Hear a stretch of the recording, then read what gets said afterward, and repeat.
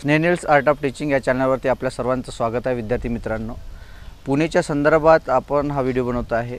ग्रामीण भागातील महाराष्ट्रातील जे ग्रामीण भागातील विद्यार्थी आहे, हे विद्यार्थी पुणे हे शिक्षणाचं माहेरघर आहे. या माहेरघरात जर आपल्याला शिक्षणासाठी जायचं असेल तर आपण नेमका उद्देश काय असेल, तर आपला मेन उद्देश असेल की शिक्षण चांगलं घेणं. परंतु शिक्षण चांगलं घेत असताना आणि तो विचार डोक्यात जरी आला असेल तर महत्त्वाचा मुद्दा असा असतो की घरची आर्थिक परिस्थिती आपली कशी आहे. ह्या आर्थिक परिस्थिती आपली जर बरोबर नसेल तर आपण कायमस्वरूपी त्याचा न्यूनगंड बाळगून आपण पुण्यासारख्या शहरात शिक्षण घेऊ शकत नाही. तर विद्यार्थी मित्रांनो, यावरती सर्वात मोठा तोडगा असणार आहे आणि तो चांगला उपाय मी तुम्हाला सांगणार आहे, आणि तेही मोफत. तुम्ही जे शिक्षण घेणार असाल तेही मोफत. आपले विद्यार्थी पुण्यामध्ये BA, PSC, MA, PG, नंतर इंजिनिअरिंग, नंतर नर्सिंग, नंतर MBBS यासारखे जे कोर्स करत असतील, या सर्व कोर्सेस करता आपण जरी राहत असाल तरी हे मोफत असणार आहे. विद्यार्थी मित्रांनो, याकरता हे मोफत काय असणार आहे, मोफत नेमकं कुठं असणार आहे, या संदर्भातील हा व्हिडिओ आहे. आणि हा व्हिडिओ पूर्ण पहा, म्हणजे जेणेकरून तुम्हाला या संदर्भातली सर्व माहिती मी तुम्हाला देणार आहे. विद्यार्थी मित्रांनो, आणि हा जो माझा व्हिडिओ तुम्ही जर पहिल्यांदा बघत असाल तर या माझ्या चॅनलला सबस्क्राईब करा, जेणेकरून येणारे जे व्हिडिओज असतील, जी काही माहिती असेल ते कायमस्वरूपी आपल्याला मिळत राहील. विद्यार्थी मित्रांनो, महत्त्वाचा मुद्दा आहे की आपण जे ॲडमिशन करणार आहात कोणत्याही एखाद्या पदवीला किंवा पदव्युत्तर शिक्षणाला, तर विद्यार्थी मित्रांनो, आपल्याला समाजकल्याणची वसतिगृह आहेत राहण्यासाठी. मग समाजकल्याणची वसतिगृह राहण्यासाठी आहे, तर मग समाजकल्याणच्या वसतिगृहामध्ये आपल्याला प्रवेश मिळणार कसा,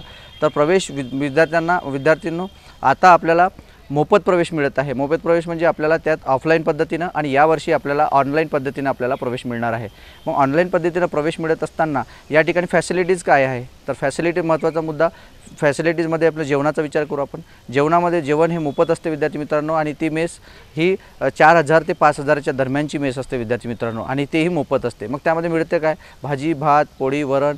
सकाळी उठल्यानंतर आपल्याला नाश्ता मिळत आहे, 2 अंडी मिळत आहे, सिजनेबल फ्रूट मिळत आहे. विद्यार्थी मित्रांनो, नाश्त्यामध्ये जे काही आहे ते मटकी झालं, नंतर इतर जे काही नाश्त्याचे पदार्थ आहे, उपमा वगैरे, हे सर्व आपल्याला मिळत असते विद्यार्थी मित्रांनो. त्यानंतर आपल्याला 10-10:30ला जेवण मिळतं. त्याच्यानंतर आपल्याला पुन्हा 10 वाजता आपल्याला पुन्हा सायंकाळी 8 वाजता पुन्हा आपल्याला जेवण मिळतं विद्यार्थी मित्रांनो. अशी ही दैनंदिनी आपल्याला जेवढे वर्ष आपल्याला जे काही डिग्री असेल तेवढे वर्ष आपल्याला ते मिळत असते. मग हा जो प्रवेश आहे, हा प्रवेश कसा मिळेल, तर आपल्या पर्सेंटेजवरती हा प्रवेश मिळणार आहे विद्यार्थी मित्रांनो. त्याकरिता पर्सेंटेज असणंसुद्धा गरजेचे आहे. म्हणून आणि याच्यानंतर मग आपल्याला राहण्याची व्यवस्था, एक रूम असते. एका रूममध्ये 4 ते 5 जण विद्यार्थी असतात. एक स्वतःला कॉट असतो, एक कपाट असते विद्यार्थी मित्रांनो, फॅन असते. या सर्व गोष्टीची फॅसिलिटीज, स्पेशली स्वतःसाठी गादी असते. या सर्व गोष्टी आपल्याला मिळत असते. हे झालं राहण्यासाठी विद्यार्थी मित्रांनो. यानंतर आपल्याला जर कॉलेजला तुमचा ड्रेस कोड असेल किंवा इतर ज्या गोष्टी असतील, स्टेशनरी असेल, या स्टेशनरीसाठी प्रोफेशनल जर कोर्स असेल आपला, तर आपल्याला 12,500 रुपये शासनाकडून आपल्याला मिळत असते. आणि जर नॉन प्रोफेशनल जर कोर्स असेल आपल्याला, तर 4,500 रुपये आपल्याला शासनाकडून मिळत असते विद्यार्थी मित्रांनो.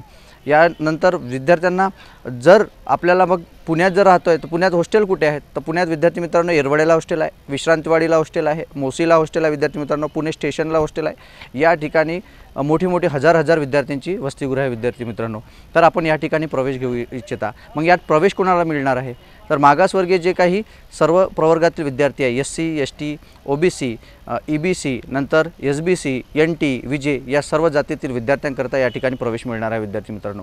यानंतर मग प्रवेश जो मिळणार आहे, प्रवेश मिळाल्यानंतर एखाद्याचं कॉलेज येरवड्याला आहे आणि येरवड्याला हॉस्टेल आहे आणि कॉलेज जर फर्ग्युसन असेल, तर मग जाण्या येण्याचा पैसा कसा करता येईल आपल्याला, जाण्या येण्याचे पैसे कसे ॲडजस्ट करता येईल. तर जाण्या येण्याकरिता आपल्याला दर मंथली म्हणजे प्रत्येक महिन्याला 800 रुपये स्टायपंडसुद्धा, निर्वाह भत्तासुद्धा शासन आपल्याला देत असते. आणि मुलगी असेल तर मुलीला 900 रुपये निर्वाह भत्ता मिळत असते विद्यार्थी मित्रांनो.